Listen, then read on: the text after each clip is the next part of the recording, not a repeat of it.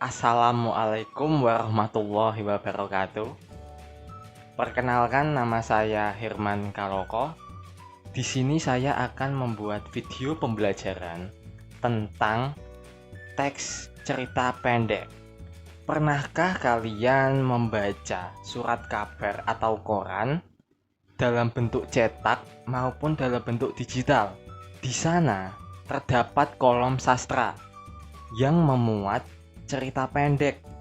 Berikut ini adalah contohnya.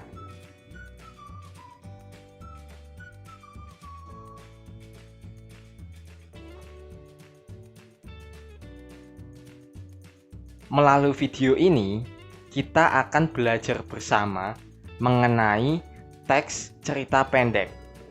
Sebelum pembelajaran ini kita mulai, persiapkan diri kalian senyaman mungkin untuk melihat dan mendengarkan apa yang nantinya akan saya jelaskan. Dan siapkan alat tulis untuk mencatat hal-hal yang menurut kalian penting. Baiklah, untuk mengawali pembelajaran pada hari ini, alangkah lebih baiknya kita mengawalinya dengan berdoa. Berdoa menurut keyakinan masing-masing. Berdoa, disilakan.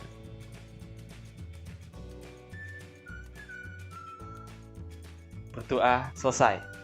Semoga pembelajaran kali ini bermanfaat dan membawa berkah untuk kita semua. Amin. Baiklah, kita mulai pembelajaran dengan pengertian teks cerita pendek. Cerpen yang memiliki kepanjangan cerita pendek merupakan salah satu jenis karya prosa yang disajikan secara singkat, jelas, dan langsung ke intinya. Cerpen tergolong ke dalam jenis teks fiksi naratif. Baiklah, kita masuk kepada ciri-ciri cerpen. Ciri yang pertama adalah isi dari cerpen adalah sebuah cerita fiktif atau fiksi. Yang kedua, hanya ada satu alur penceritaan. Yang ketiga, bentuk tulisannya singkat dan padu. Yang keempat, dari segi penulisannya, jumlah kata dalam cerpen kurang dari 10.000 kata. Oleh karena itu, cerpen sering diungkapkan dengan cerita yang dapat dibaca sekali duduk. Yang kelima, cerpen menonjolkan tokoh utama.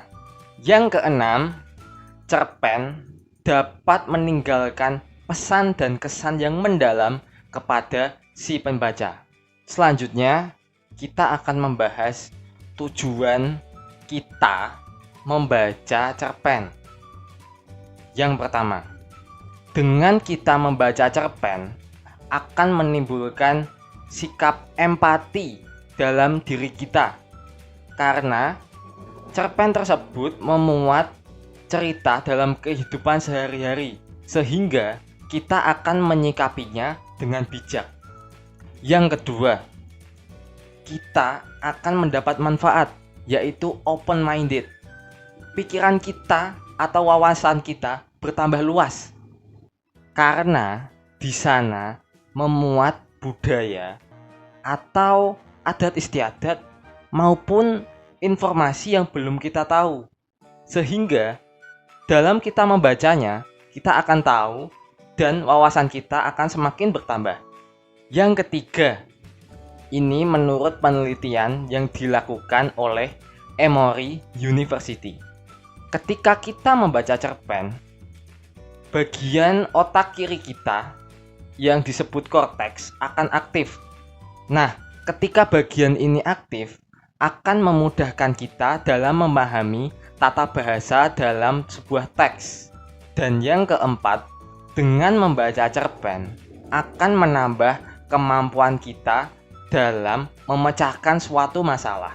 Selanjutnya kita masuk kepada unsur-unsur pembangun teks cerita pendek. Unsur-unsur pembangunnya ada dua, yaitu unsur intrinsik dan unsur ekstrinsik. Dalam unsur intrinsik memuat 7 aspek.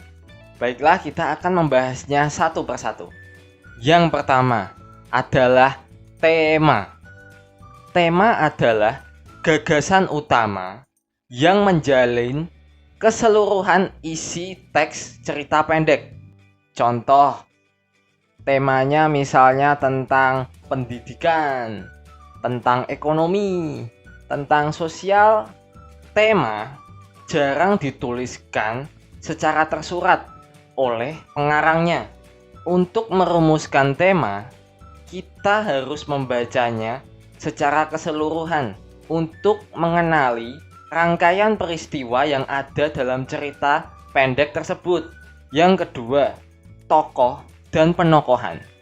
Kedua hal ini hampir sama, namun berbeda. Tokoh lebih menekankan ke pelaku atau karakternya itu siapa, sedangkan penokohan lebih menekankan ke pelaku atau karakter itu bagaimana. Fungsinya adalah untuk menghidupkan cerita. Misalnya Dylan. Pasti tahu dong Dylan.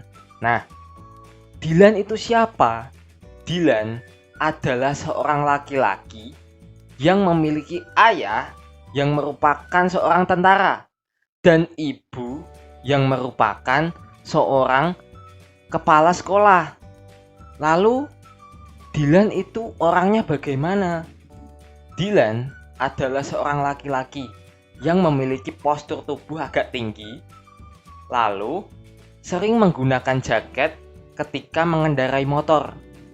Nah, penokohan berdasarkan peranannya dalam suatu cerita dibagi menjadi 3. Yang pertama, tokoh protagonis.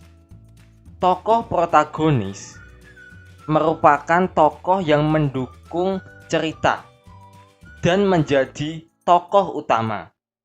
Tokoh ini biasanya berwatak baik dan menjadi idola para pembacanya. Yang kedua, tokoh antagonis. Tokoh antagonis adalah tokoh yang menentang cerita. Tokoh ini biasanya berwatak jahat dan dibenci oleh para pembacanya. Dan yang ketiga adalah tokoh tritagonis. Tokoh tritagonis adalah tokoh penengah atau tokoh pembantu, baik untuk membantu si protagonis maupun si antagonis. Berikut ini adalah cara-cara pengembangan sifat atau karakteristik tokoh. Yang pertama, teknik analitik adalah sifat atau karakteristik yang diceritakan secara langsung oleh si pengarang. Yang kedua, teknik dramatik adalah sifat atau karakteristik yang diceritakan melalui penggambaran tertentu atau secara tidak langsung. Pengarang tidak mendeskripsikan sifat atau karakteristik tokoh secara tersurat. Untuk mengetahui sifat dan karakteristik tokoh, pembaca harus membaca teks dan menafsirkannya sendiri melalui penggambaran fisik dan perilaku tokoh, penggambaran lingkungan kehidupan tokoh, penggambaran tata kebahasaan tokoh, pengungkapan jalan pikiran tokoh, dan penggambaran oleh tokoh yang lain. Yang selanjutnya adalah alur. Alur biasa disebut juga plot, yang merupakan pola pengembangan cerita berdasarkan hubungan sebab akibat atau bersifat kronologis. Pola-pola pengembangan cerita ini harus menarik, mudah dipahami, dan logis. Alur terdiri dari 3 macam, yaitu alur maju, yang merupakan penggambaran cerita dari awal hingga akhir. Yang kedua, alur mundur, penggambaran cerita dari akhir ke awal. Dan yang ketiga adalah campuran, yaitu penggabungan antara alur maju dan alur mundur. Nah, ini dijadikan satu. Selanjutnya kita membahas latar. Latar atau setting meliputi waktu, tempat, dan suasana di cerita tersebut. Latar waktu adalah latar yang menjelaskan tentang kapan terjadinya peristiwa tersebut. Latar tempat adalah latar yang menjelaskan tempat terjadinya atau lokasi peristiwa tersebut terjadi. Dan yang terakhir adalah latar suasana. Adalah latar yang menjelaskan tentang gambaran suasana yang terjadi di peristiwa tersebut. Yang selanjutnya adalah gaya bahasa. Merupakan gaya bahasa yang digunakan penulis dalam menceritakan cerita pendek tersebut. Misalnya, penulis atau pengarang tersebut banyak menggunakan majas atau menggunakan bahasa-bahasa gaul. Yang selanjutnya adalah sudut pandang. Sudut pandang merupakan posisi penulis dalam menceritakan cerita tersebut. Sudut pandang ada 2. Sudut pandang orang pertama, yang tokoh utamanya menjadi pemeran utama dan ditandai dengan kata ganti orang. Misalnya, saya, aku. Nah, begitu. Lalu, ada sudut pandang orang ketiga, yang tokoh utamanya serba tahu atau sebagai pengamat, yang ditandai dengan kata ganti orang. Misal, dia, ia, mereka, atau menyebutkan nama tokoh. Dan yang terakhir yaitu amanat. Amanat adalah ajaran atau pesan yang hendak disampaikan oleh si pengarang. Amanat dalam cerpen biasanya disampaikan secara tersirat, disembunyikan di balik peristiwa-peristiwa yang membentuk cerita tersebut. Selanjutnya kita masuk kepada unsur ekstrinsik. Di dalam unsur ekstrinsik ini ada 3 aspek, yaitu yang pertama, latar belakang masyarakat. Di dalamnya ada ideologi negara, kondisi politik, kondisi ekonomi, kondisi sosial. Yang kedua, latar belakang penulis. Nah, di sini memuat apa saja? Riwayat hidup penulis, kondisi psikologis penulis, atau aliran sastra yang digunakan oleh si penulis. Dan yang ketiga adalah nilai-nilai dalam cerita pendek. Dalam cerpen terdapat nilai-nilai, nilai agama, nilai sosial, nilai moral, nilai budaya. Selanjutnya kita masuk kepada aspek struktur cerita pendek. Struktur cerpen merupakan rangkaian cerita yang membentuk cerpen, berupa cerita yang terbentuk oleh hubungan sebab akibat ataupun secara kronologis. Secara umum, jalan cerita atau struktur cerpen dibagi ke dalam bagian-bagian berikut ini. Yang pertama, pengenalan situasi atau exposition atau orientation. Dalam bagian ini, pengarang memperkenalkan para tokoh, menata adegan, dan hubungan antar tokoh. Yang kedua, pengungkapan peristiwa atau complication. Dalam bagian ini disajikan peristiwa awal yang menimbulkan berbagai macam masalah, pertentangan, dan kesukaran-kesukaran yang dihadapi tokoh. Yang ketiga, menuju pada adanya konflik atau rising action. Terjadi peningkatan perhatian, entah itu kegembiraan, kehebohan, atau berbagai macam situasi yang nantinya menyebabkan kesukaran oleh tokoh tersebut. Yang keempat, puncak konflik atau turning point. Bagian ini disebut juga klimaks. Ini adalah bagian cerita yang paling besar dan mendebarkan. Pada bagian ini pula nasib para tokoh ditentukan. Misalnya, apakah si tokoh tersebut akan mengalami kesuksesan atau justru sebaliknya, sebuah kegagalan. Yang terakhir, yang kelima, penyelesaian atau ending atau coda.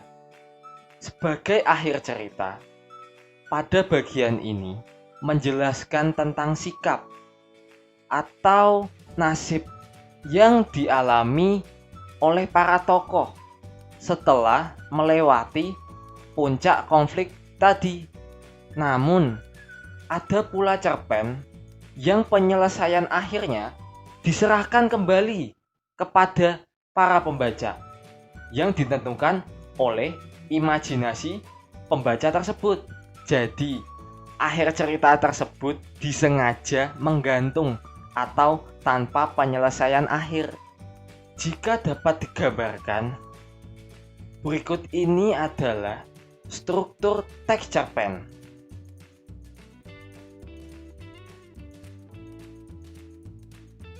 Baiklah, kita masuk kepada kaidah kebahasaan cerpen.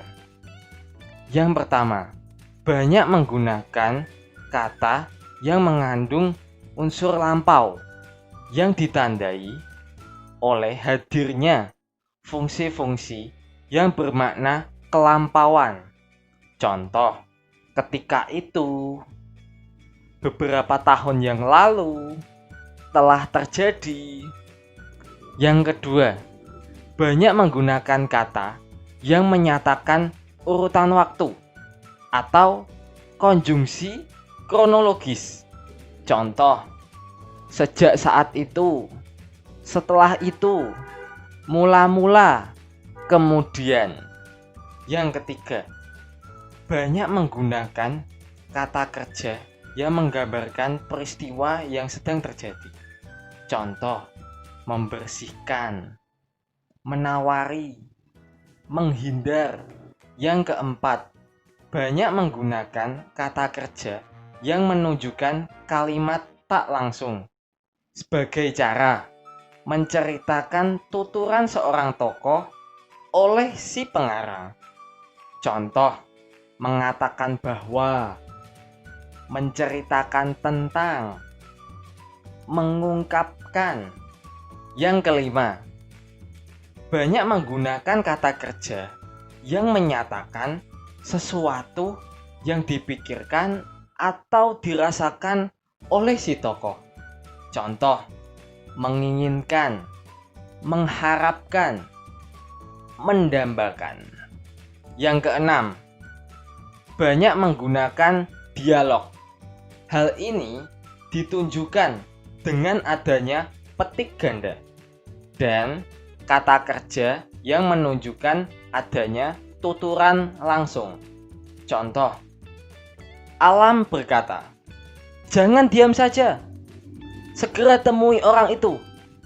Yang ketujuh, menggunakan kata-kata sifat atau descriptive language untuk menggambarkan tokoh, tempat, maupun suasana. Perhatikan contoh kalimat ini. Segala sesuatu tampak berada dalam kendali. Bahkan, kamarnya sekarang sangat rapi dan bersih.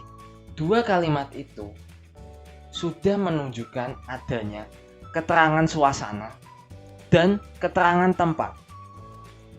Baiklah, mungkin materi tentang cerpen cukup sampai di sini. Semoga bermanfaat dan semoga kalian semakin paham dengan materi cerita pendek. Apabila ada salah kata dari saya, mohon dimaafkan. Dan pesan saya, tetap semangat walaupun di masa pandemi ini. Yakinlah semuanya akan berlalu dan kita akan berjumpa lagi. Saya akhiri. Wassalamualaikum warahmatullahi wabarakatuh. Salam.